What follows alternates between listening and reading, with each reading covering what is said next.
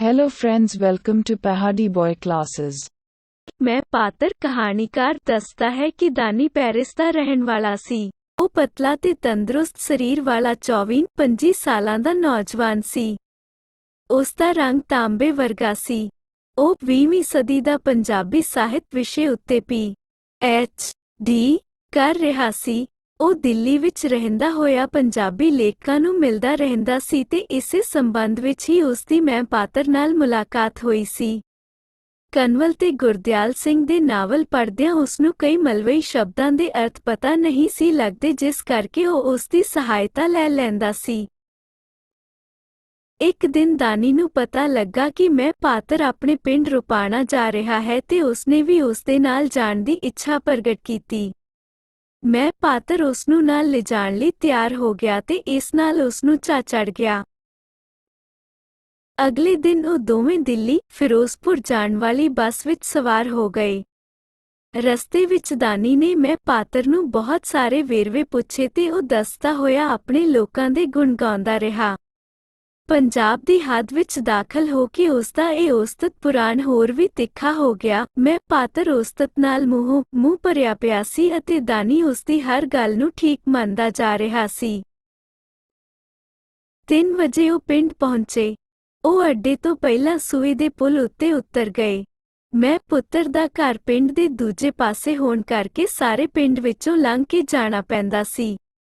ਉਸਨੇ ਸੋਚਿਆ ਕਿ ਪਰਦੇਸੀ ਬੰਦੇ ਨੂੰ ਲੋਕ ਅੱਖਾਂ ਪਾੜ ਕੇ ਦੇਖਣਗੇ ਤੇ ਕਈ ਪ੍ਰਕਾਰ ਦੇ ਸਵਾਲ ਪੁੱਛਣਗੇ। ਥੱਕਿਆ ਹੋਣ ਕਰਕੇ ਉਹ ਹੋਰ ਬੋਲਣ ਦੇ ਨੌ ਵਿੱਚ ਨਹੀਂ ਸੀ।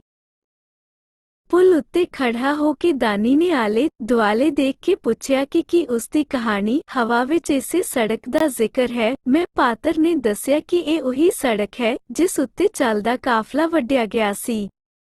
ਇਹ ਸੜਕ ਪੁਲ ਤੋਂ ਤਿਗਾਣੇ ਤੱਕ ਜਾਂਦੀ ਹੈ, ਜਿੱਥੇ ਅੰਤ ਮਦਨ ਪਹੁੰਚਦਾ ਹੈ।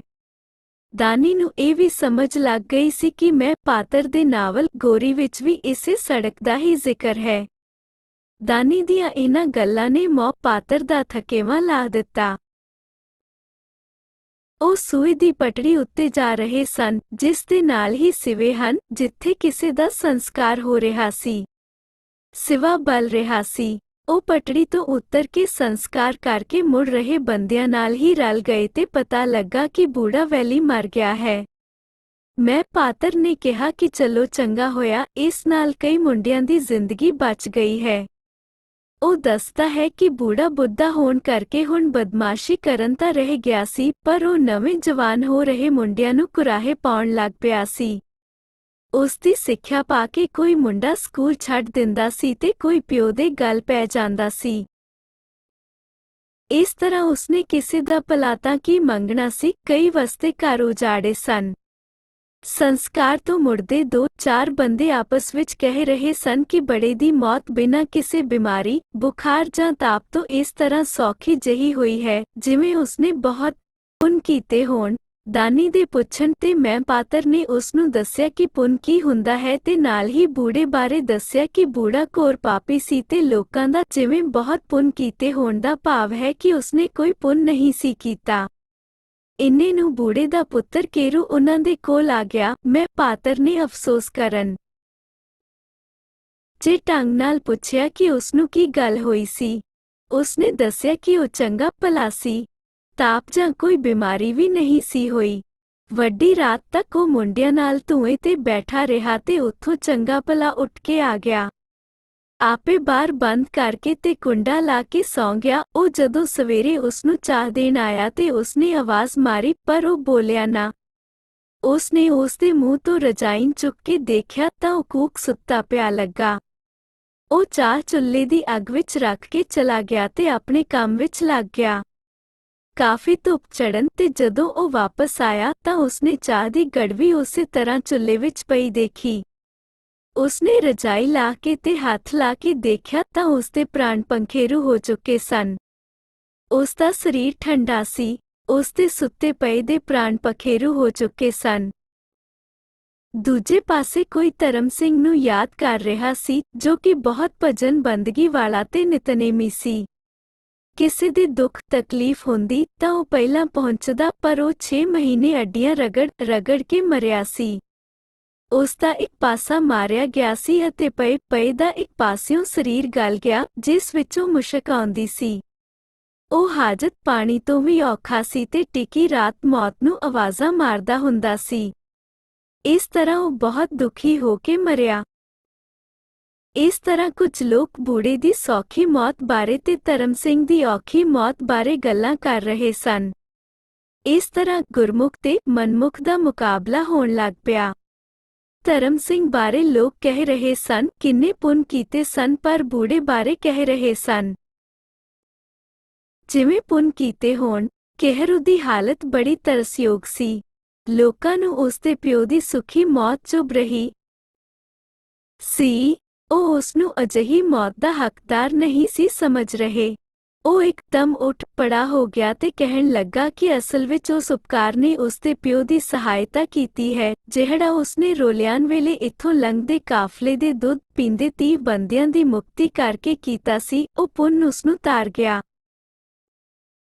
ਅਸਲ ਵਿੱਚ 1947 ਵਿੱਚ ਦੇਸ਼ ਦੀ ਵੰਡ ਸਮੇਂ ਪਿੰਡ ਵਿੱਚੋਂ ਲੰਘਦੀ ਸੜਕ ਉੱਤੇ 15-20 ਮੀਲ ਲੰਮਾ ਕਾਫਲਾ ਲੰਘ ਗਿਆ ਸੀ। ਲੁਟੇਰੇ ਤੇ ਧਾੜਵੀ ਕਾਫਲੇ ਦੇ ਪਿੱਛੋਂ ਥੋੜੇ ਬੰਦਿਆਂ ਨੂੰ ਵੱਖ ਕਰਕੇ ਲੁੱਟ ਮਾਰ ਕਰਦੇ। ਉਹ ਮਰਦਾਂ ਤੇ ਬੁੱਢੀਆਂ ਨੂੰ ਮਾਰ ਦਿੰਦੇ, ਪਰੰਤੂ ਜਵਾਨ ਤੀਵੀਆਂ ਨੂੰ ਉਦਾਲ ਕੇ ਲੈ ਜਾਂਦੇ। ਫਿਰ ਹੋਰ ਧਾੜਵੀ ਆ ਕੇ ਕਾਫਲੇ ਨੂੰ ਪੈ ਜਾਂਦੇ। ਇਸ ਤਰ੍ਹਾਂ ਕਾਫਲਾ ਪਿੱਛੋਂ ਵੱਢਿਆ ਜਾ ਰਿਹਾ ਸੀ ਤੇ ਅੱਗੋਂ ਤੁਰ ਰਿਹਾ ਸੀ। ਸੜਕ ਲਾਸ਼ਾਂ ਨਾਲ ਭਰ ਗਈ। ਬਿਮਾਰੀ ਫੈਲਣ ਦੇ ਡਰ ਤੋਂ ਲਾਡਾਂ ਸਮੇਟਣ ਦਾ ਕੰਮ ਸ਼ੁਰੂ ਹੋਇਆ ਤਾਂ ਪਿੰਡ ਦੀ ਜੂ ਵਿੱਚੋਂ ਕੁਝ ਦੁੱਧ ਪੀਂਦੇ ਬੱਚੇ ਜਿਉਂਦੇ ਲੱਭੇ। ਉਹਨਾਂ ਨੂੰ ਧਰਮਸ਼ਾਲਾ ਲਿਆਂਦਾ ਗਿਆ। ਕੁਝ ਬੱਚੇ ਤਾਂ ਆਲੇ ਦੁਆਲੇ ਦੇ ਪਿੰਡਾਂ ਵਾਲੇ ਲੈ ਗਏ, ਪਰ 30 ਬੱਚੇ ਬਚ ਗਏ ਜਿਨ੍ਹਾਂ ਦੀ ਉਮਰ ਮਹੀਨਿਆਂ ਵਿੱਚ ਹੀ ਸੀ। ਬਿਗਾਨੇ ਬੱਚਿਆਂ ਨੂੰ ਸਾਂਭਣਾ ਔਖਾ ਸੀ। ਕੋਈ ਉਹਨਾਂ ਨੂੰ ਪਾਕਿਸਤਾਨ ਤੇ ਕੋਈ ਯਤੀਮਖਾਨੇ ਛੱਡਣ ਦੀ ਗੱਲ ਕਰਦਾ, ਪਰ ਅਜਿਹਾ ਕੌਣ ਕਰੇ? ਕੌਣ ਪਾਕਿਸਤਾਨ ਜਾਣ ਦਾ ਖਤਰਾ ਲਵੇ?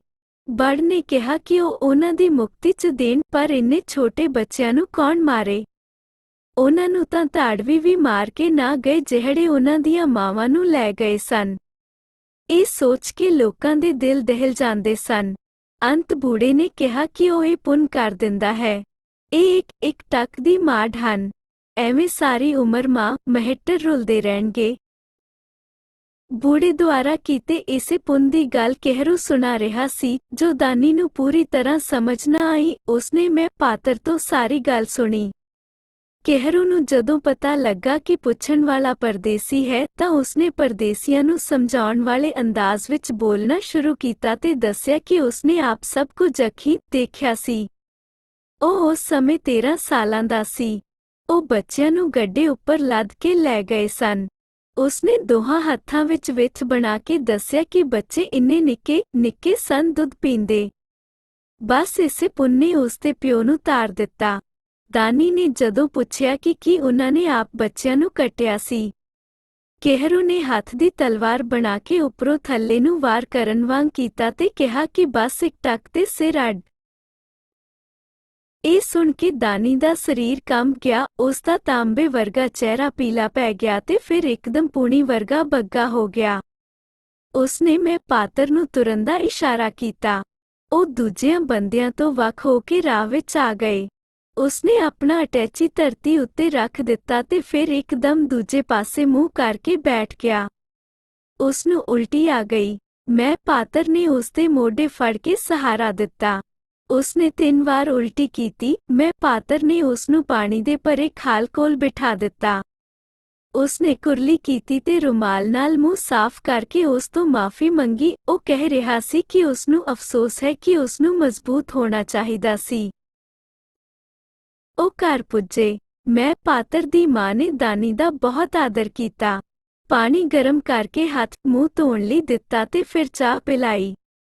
ਉਹ ਉਸਦੇ ਦੇਸ਼ ਬਾਰੇ ਗੱਲਾਂ ਪੁੱਛਦੀ ਰਹੀ, ਪਰੰਤੂ ਦਾਨੀ ਖੁੱਲ੍ਹ ਨਹੀਂ ਸੀ ਰਿਹਾ। ਉਸ ਦਾ ਮੂਡ ਠੀਕ ਕਰਨ ਲਈ ਮੈਂ ਪਾਤਰ ਉਸਨੂੰ ਆਪਣੇ ਚਾਚੇ ਦੇ ਘਰ ਲੈ ਗਿਆ। ਉਸਨੇ ਵਿਸਕੀ ਪਿਲਾਈ ਤੇ ਮੁਰਗੇ ਪੇਸ਼ ਕੀਤੇ, ਪਰ ਦਾਨੀ ਪਿਚਕਿਆ ਹੀ ਰਿਹਾ। ਉਹ ਸੁਣ ਰਿਹਾ ਸੀ ਪਰ ਪੁੱਛ ਕੁਝ ਨਹੀਂ ਸੀ ਰਿਹਾ। ਉਸਦੀ ਚੁੱਪ ਨੇ ਮੈਂ ਪਾਤਰ ਤੋਂ ਆਪਣੇ ਲੋਕਾਂ ਦੀ ਮਹਿਮਾਨ ਨਿਵਾਜੀ ਦੀ ਸਿਫਤ ਕਰਨ ਦਾ ਮੌਕਾ ਵੀ ਖੋਹ ਲਿਆ।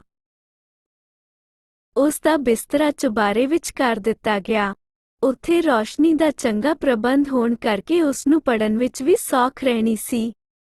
ਉਸਨੇ ਜੈ ਪਾਤਰ ਨੂੰ ਵੀ ਉੱਥੇ ਸੌਣ ਲਈ। ਸੌਣ ਤੋਂ ਪਹਿਲਾਂ ਉਸਨੇ ਕੋਈ ਗੱਲ ਨਾ ਕੀਤੀ ਤੇ ਚੁੱਪਚਾਪ ਰਜਾਈ ਲੈ ਕੇ ਪੈ ਗਿਆ।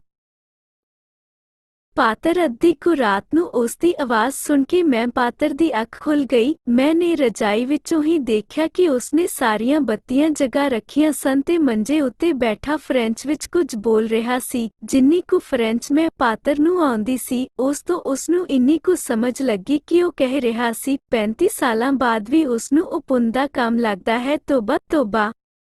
ਉਸਦੀ ਆਪਣੀ ਬੱਚੀ 3 ਮਹੀਨਿਆਂ ਦੀ ਹੈ ਜੋ ਦੁੱਧ ਪੀਂਦੀ ਹੈ, ਛੋਟੀ ਬੱਚੀ। ਫਿਰ ਉਹ ਮੰਜੇ ਉੱਤੇ ਡਿੱਗ ਕੇ ਵਲਾਵੇ ਜਿਹੇ ਖਾਣ ਲੱਗ ਪਿਆ ਤੇ ਮੂੰਹ ਵਿੱਚੋਂ ਆਵਾਜ਼ ਆ ਰਹੀ ਸੀ ਜਿਵੇਂ ਉਹ ਦੰਦ ਪੀ ਰਿਹਾ ਹੋਵੇ। ਮੰਜੇ ਦੀਆਂ ਚੂਲਾਂ ਜਰਕ ਰਹੀਆਂ ਸਨ। ਮੈਂ ਪਾਤਰ ਦੇ ਬੁਲਾਉਣ ਉੱਤੇ ਉਹ ਛਾਲ ਮਾਰ ਕੇ ਫਰਸ਼ ਉੱਤੇ ਖੜਾ ਹੋ ਗਿਆ।